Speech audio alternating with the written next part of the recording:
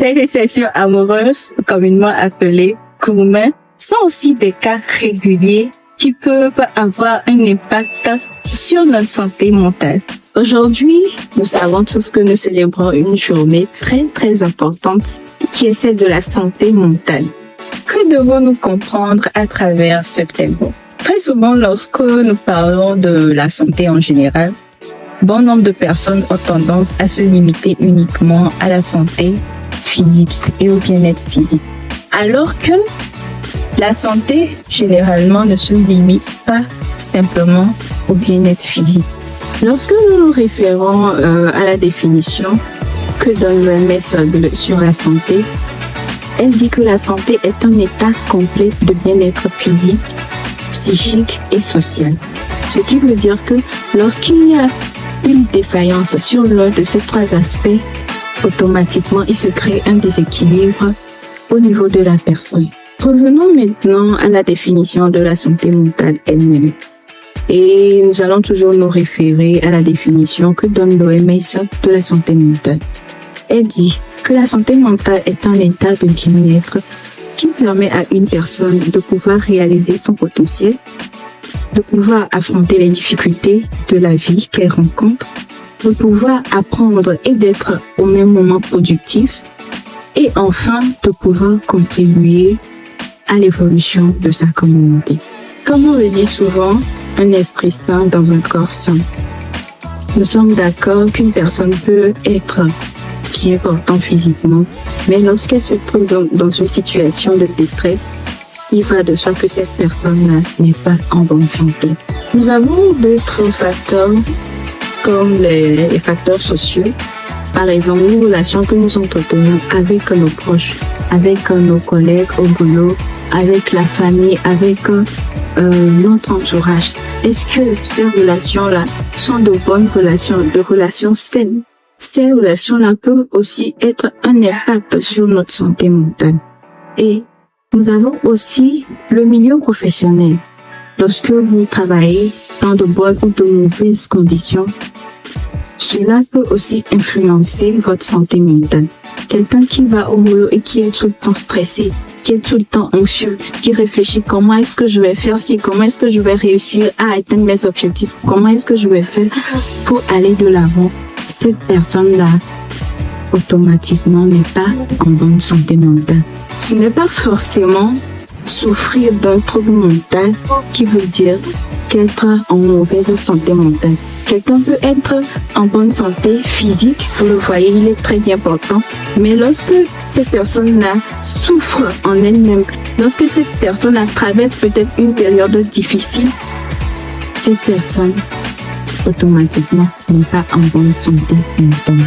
Et nous avons d'autres facteurs comme notre génétique, l'hérédité. Il y a des personnes qui sont prédisposées à faire peut-être une mauvaise santé mentale. Quand je dis une mauvaise santé mentale, la personne peut être prédisposée à souffrir d'un trouble mental. Il y a un facteur aussi très important à ne pas oublier, qui est notre mode de vie quotidien. Quand je parle de mode de vie quotidien, aujourd'hui, il y a certaines personnes qui s'adonnent à l'utilisation des substances psychoactives. Et quand je parle de substances psychoactives, je veux parler des drogues, de l'alcool, du tabac, du tramadol, des médicaments. Et ces éléments, toutes ces substances-là, peuvent impacter négativement notre santé mentale. Notre situation financière peut aussi influencer notre santé mentale.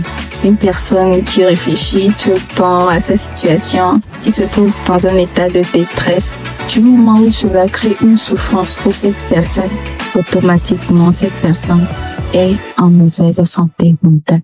Les déceptions amoureuses, communément appelées gourmets, sont aussi des cas réguliers qui peuvent avoir un impact sur notre santé mentale. En dehors de tous ces facteurs que je viens de citer, il y a plusieurs autres facteurs qui peuvent influencer soit positivement ou soit négativement notre santé mentale. Alors, comment maintenir une bonne santé mentale? L'activité physique, elle est très importante pour pouvoir réduire le stress, l'anxiété et cela favorise aussi la concentration. Ensuite, il faut avoir de bonnes habitudes alimentaires pour pouvoir maintenir la santé du corps. Aussi, entretenir de bonnes relations saines avec notre entourage, nos proches, nos collègues, nos amis, partout. Maintenir de bonnes relations avec les autres.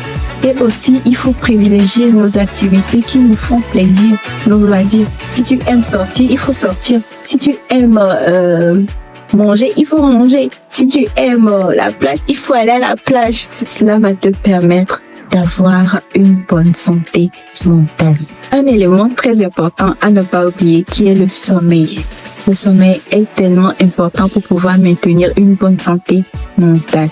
Chers jeunes, laissez un peu les réseaux sociaux la nuit pour pouvoir dormir et mieux récupérer le matin.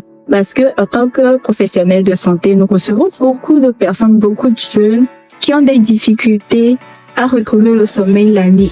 En cette journée mondiale de la santé mentale, je nous exhorte tous à faire de notre santé mentale une priorité.